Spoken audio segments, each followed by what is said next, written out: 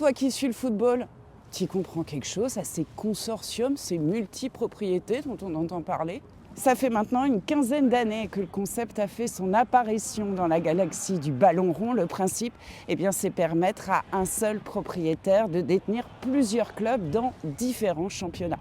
Et la formule a vite pris à travers le monde. En 2012, 40 clubs étaient concernés.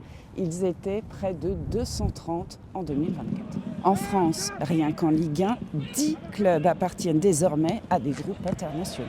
Prenons l'exemple du Racing Club de Strasbourg. Il y a quelques années encore, c'était le plus petit budget de Ligue 1.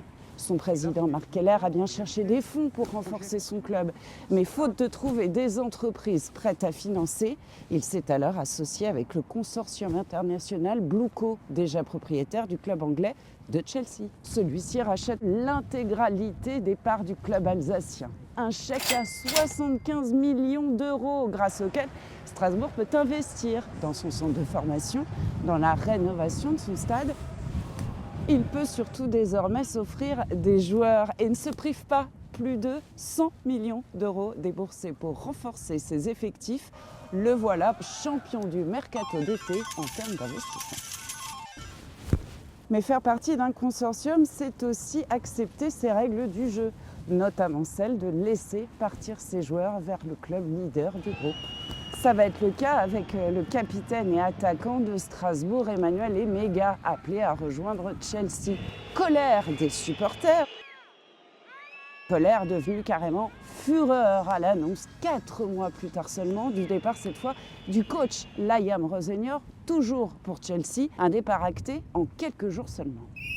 Mais ces montages sont de plus en plus décriés car la France prend des allures de pouponnière servant à former les jeunes talents, ensuite récupérés par les clubs phares.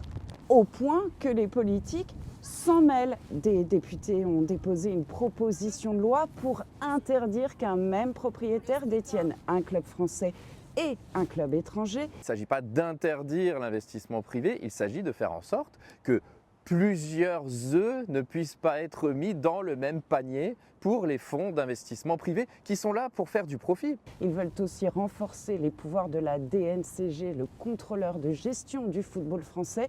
Ils proposent aussi que les supporters puissent saisir cette instance si besoin, des supporters de plus en plus inquiets de voir leur club perdre leur identité.